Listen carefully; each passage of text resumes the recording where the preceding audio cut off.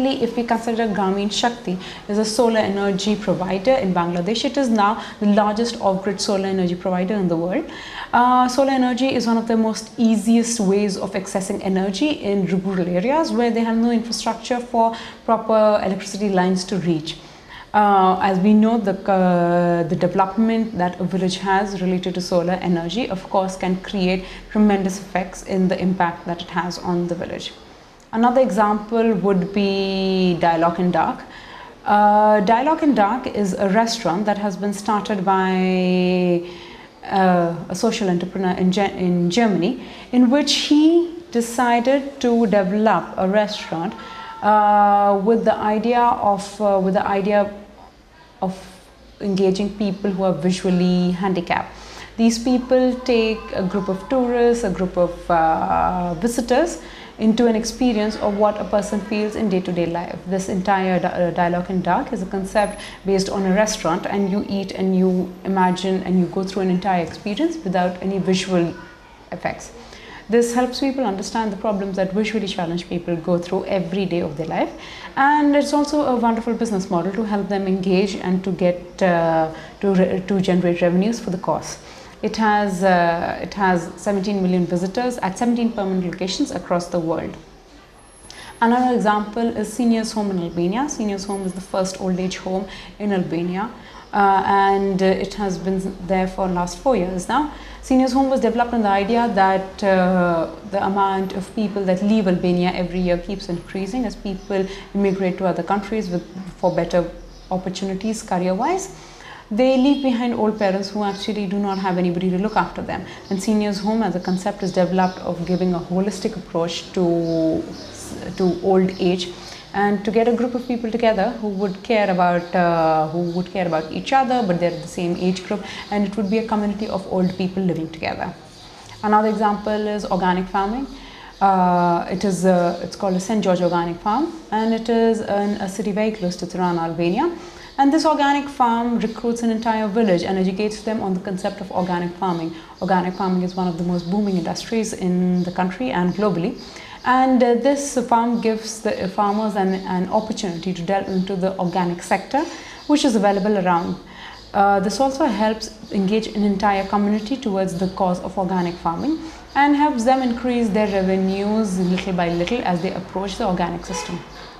And finally, BV Colombia is a health insurance provider which provides insurance to people in need by giving them a promotional offer or a pro bono from big hospitals. If you consider a hospital, not all hospitals work on 100% efficiency. They have gaps in their system in which they would require patients. For example, a hospital might have free time between 10 to 12 when a lot of people work, so they're not there to use their facilities.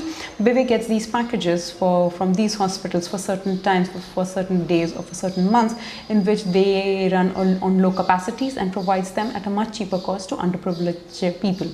This gives the much affected an opportunity to go to very good healthcare without paying the full price. So if we now consider what is the difference between a social business and a normal business. A normal business can be also social if it defines the impact that it's having. So of course a traditional business focuses on the financial value and the profit orientation of the business, whereas if you consider a traditional charity, it is driven by social value or the social benefits that it has. It's a purely charitable organization which works on beneficiaries and philanthropy. A social enterprise is a mix of the both. It is an organization, it is an enterprise which functions, which is driven by social value, but is interested in the financial aspect of it. Because people realized, and everyone involved in philanthropy or in development sector realized that as good as a cause is, it is very, very important for the cause to be sustainable and to go through every year. This is what led to the development of social enterprises. Impact investing is a space in which businesses are invested in when they create a social impact. Social business, the organization that I'm part of, is an impact investment fund which invests in businesses which solve a social problem. So if if you consider this aspect of a social enterprise, you would have two strong customers, the customers which would be buying your products, but also your beneficiaries. There are models in which both of your customer segments would be the same, and we would discuss them much more in advance. So now finally, we have the core of what a social enterprise is. So let's move further. A traditional business has, the next slide just talks about the difference between a social business and a traditional business, and how one is there to maximize shareholder value, while the second is there to maximize the effect. So if we consider how does a social business create impact, the first aspect of it is that it can be divided, social impact can be divided in 4 aspects. The first one is transfers. It means that you subsidize some part of the product so that people who are affluent or who can afford pay that amount, whereas the bottom of the pyramid pays a subsidized amount. For example, Grameen Eye Care, the first example that we discussed, is a very good social enterprise which works on transfers, that affluent people have the same quality of service but with some added value, some frills, maybe better rooms, maybe a television in the room, whereas the basic healthcare and eye care is provided to people in the bottom of the pyramid, but at a very subsidized rate. Second, it could be products. Bottom of the pyramid is often neglected from our marketing funnel because of the assumed inability to pay for the products. If you consider this, there are plenty of big marketing companies or big FMCG companies which are now remodeling their marketing plans to ensure that bottom of pyramid is included. For example, in India, every product can be bought in a very small size. For example, your toothpaste, which usually comes in a 100 gram or 150 gram packet, can be bought in a 10 gram. The same thing as your washing powder, which you use to wash clothes, instead of coming in a 500 to 1 kg packet, can be done in is easily found in a 10 gram packet. This is because big companies realize the buying power of the customers and how many of the customers that they were targeting in the bottom of the pyramid did not have that big amount of money to buy a product for an entire month when they were living on daily wages. So which is why, since their money came in segments every day, they decided to develop products which would sell for this segment with smaller packages which could be bought much frequently. So it was more on the economies of scale than on the bigger sum of the money that's coming. Third way of creating social impact is operation. It's how you source your products. It's how you engage the people in your supply chain. So where are you getting your products from? Where are you getting your raw material from? Whom are you selling to? Who's working for you? Everyone who's involved in the operations of your business would create an impact on the business. So are you getting organic material? Are you getting organic clothes, organic cacao, for example? And how are they being developed? If you are a social business, it doesn't really, your capitalistic values would often cause you more would cause you more pain than the real aspect of it. And finally, the ownership. The ownership of a business gives a job seeker to a job provider, and this is how majority of the economies develop.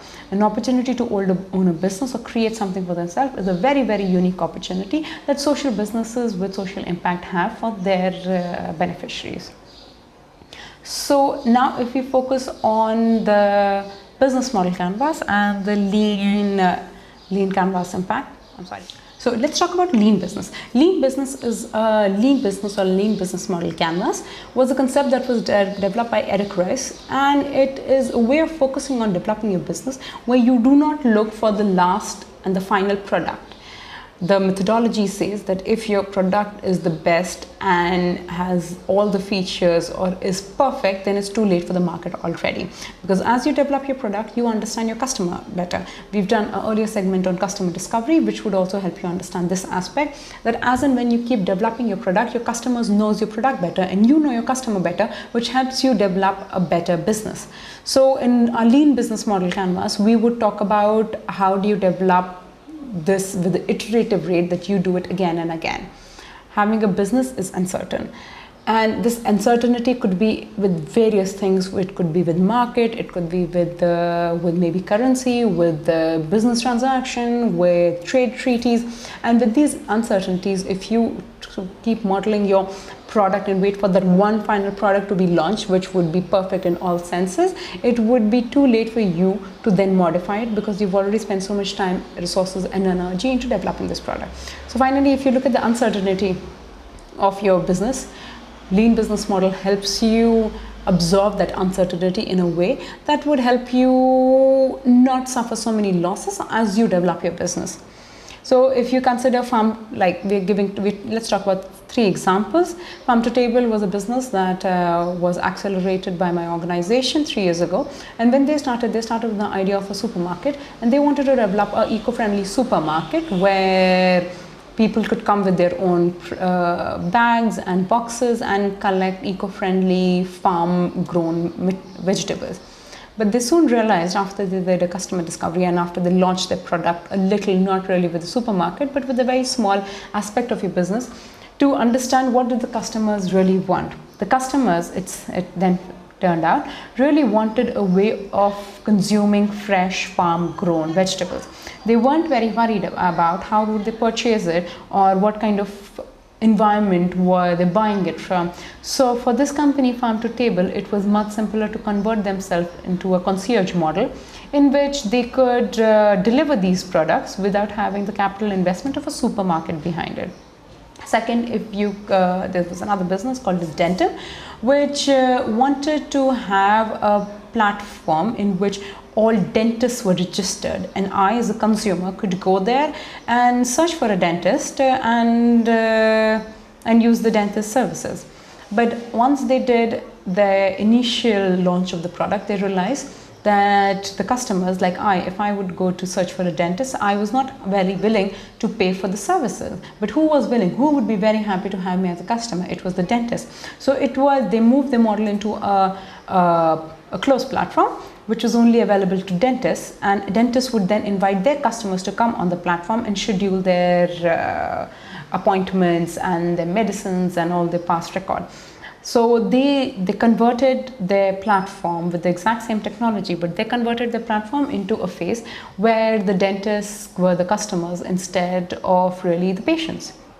So the point of a business model canvas is that as and when you understand one aspect of your business better, it helps you modify your product accordingly. Just a short description. There is a business plan and then there's a business model. We would be talking about the business model and the business model canvas. Your business plan is often a document which is circulated among investors and donors, and you write them for the purpose of providing extensive information. A business model canvas is something that you as an entrepreneur use it to not just develop your product once, but reiterate your production.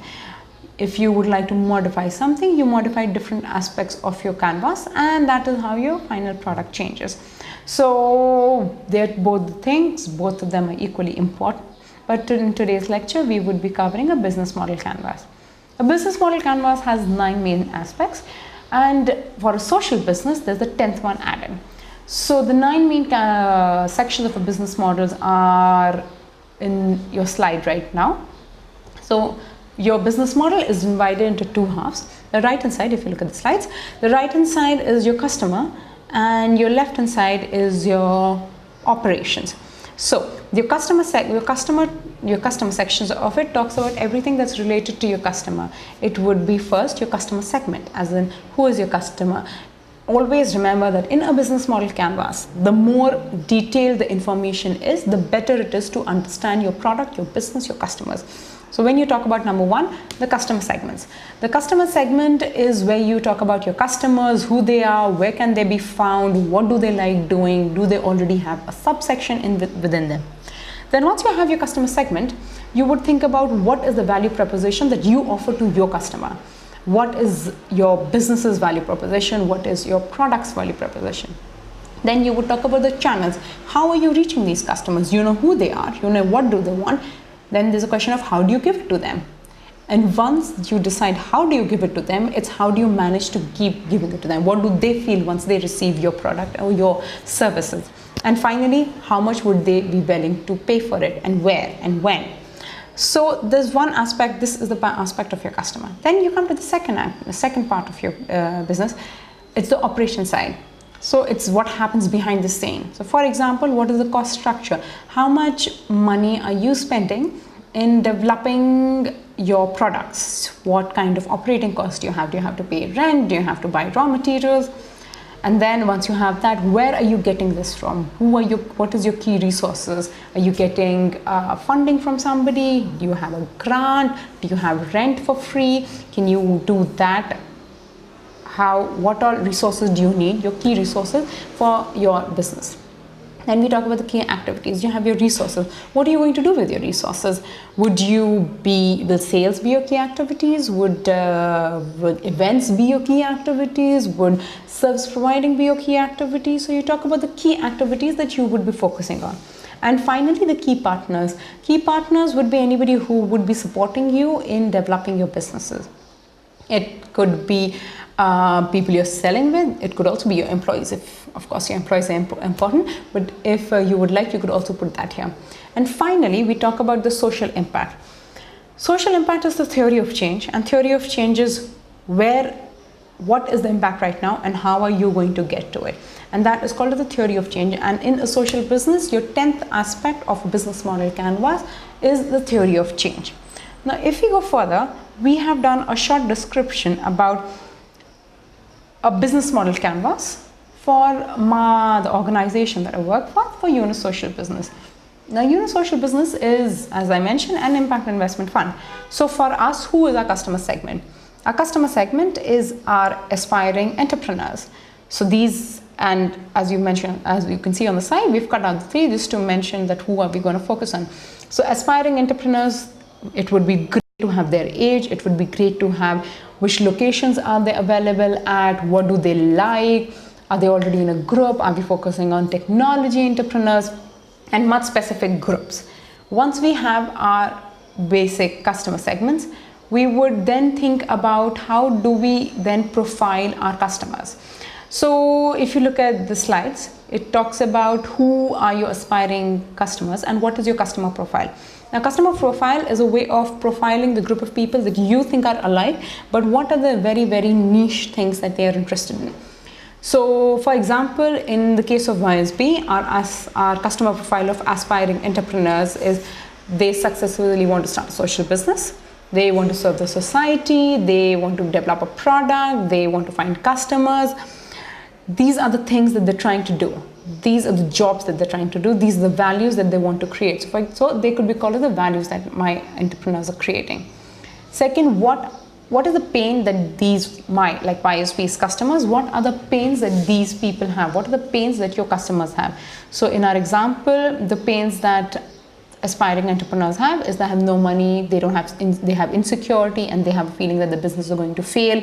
They do not have the support by the government or maybe friends and families, and they're being frowned upon, that they left their jobs to start a social business. So these are the pains. This is what annoys them before and during they get our product. What is preventing them from reaching their jobs? So there is the value that they want to create, and then there's the pains. So pains are mostly the things that are preventing them from getting the job done. Then there is the gains. What do your customers expect to get out of your product or your business? So again, in the slide as mentioned, what they want to gain out of their experience with EYSB is to validate their business model, is to find investors who would share their vision and their passion and believe in what they do, and then be part of a community which would help them engage in the social business area more. So I would highly, highly encourage you to develop your own customer segment with the same 3 aspects that we've spoken about. Then we move on to the second most important aspect, which is the value proposition. The value proposition is the one key thing that sets you apart from your competitors. It would help people differentiate between your competitors' products and your products, and that's what would leave the most lasting image in their head. So while developing a value proposition, we can talk about three things. And again, we've taken EYSB's example to develop the value proposition. So value proposition is the products and services that you offer. So it could be, we offer homemade food, we offer a tourism package. In case of EYSB, it is we offer accelerators and we offer funding. So you have your services. Second, you talk about how do your services relieve the pains of your customers. So remember, we did the pains that the customers have. So you have your products and services. How are they relieving the pains? So in case of EYSB, we've mentioned that this access to finance, it helps you be a stronger social business. Trainings provide you knowledge. You get access to partners who are supportive and who share your vision. And then finally, you talk about how do your products help the customers create better products, or how does that increase their gain. So again, if in EYSB example, you describe how your products and services are helping, how these programs are helping the entrepreneurs develop better business models, how are they providing them access to socially driven finance, and help them develop a cohort of entrepreneurs. So once you've developed your value proposition, you would have your two core aspects. So I would highly encourage you at this point of time in the video to pause it and go back to your business model canvas and develop a customer segment and a value proposition so that you have a clear idea of what are you offering and to whom are you offering. The clearer your customer segment is, the better your value proposition would be. If you have some doubts, maybe you can have multiple customer segments and multiple value proposition to see which fits best with your vision. Now let's talk about the theory of change. Theory of change is most particularly focused on the social impact that your business will be creating. Theory of change is also used with nonprofits, and nonprofits use the same aspect to see the change that they're causing in the society. So if we go from left to right, we talk about what is the problem that you're trying to solve, who is your key audience, what is your entry point of reaching into your audience, what are the steps that need to bring that change, and what is your measurable work, wider benefits, and the long-term change that you want to see. So if you see, the theory of change moves from the problem to the solution and then the long-term solution. In each of the aspects of theory of change, you would write down your assumption. Your assumption is something that you believe to be true, but you have no data for it. If you have no data to prove, your assumption might be wrong at a later stage, which would only cause you to redo your effect. So every time let's do an example. If you say, what is the problem that you're trying to solve? You say, the problem that I'm trying to solve is children do not go to school. Okay, let's be specific. Roma children do not go to school. Is that an assumption? Do you know that they're really not going to school? Or are you certain that they do not have any other means of education? Because again, another thing that you can test in your assumption, do they require, is the education, the way of providing them education, are schools the best way of providing them education? Can they be educated at home? Can they be educated in other places? And once you have your assumption, not only will your mindset change, but your also way of providing this information would change. If you at a point of time realize that children need education, but not necessarily in schools, maybe a product which might be a school textbook would change to something which is a homeschool textbook. As and when you test your own assumptions and you modify them, your product tends to change, which is the most beneficial thing of a business. Second, we talk about who are your key audiences. Your key audience in your mind, for example, in the same previous example of a school, your audience could be the children, but children are not really the ones who are buying your product. It's the parents, it's the school, it might be the government.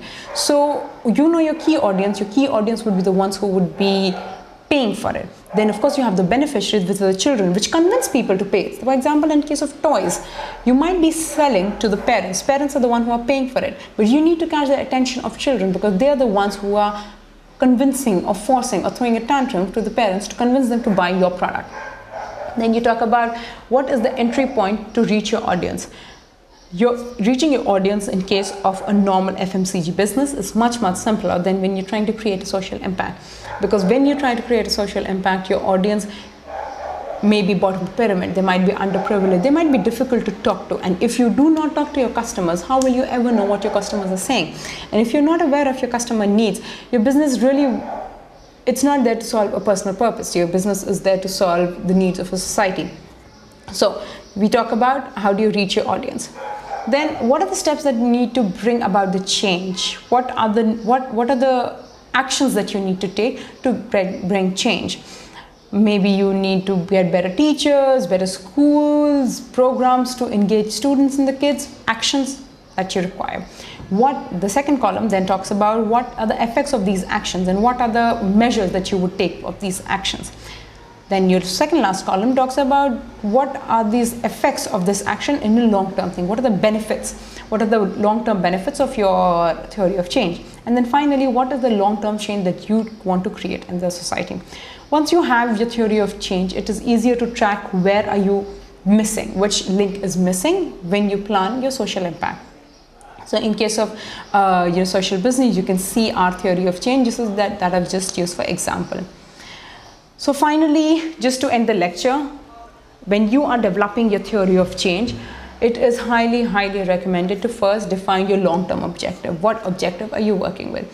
Second, define what kind of problem are you trying to solve. Is it an economic, social, financial problem? Who are your key audiences, and how do you define your assumptions and design the experiments about how to validate them? These are the key things that you should consider in theory of change, and I hope you've had a good learning experience. And thank you so much for your time, and all the best.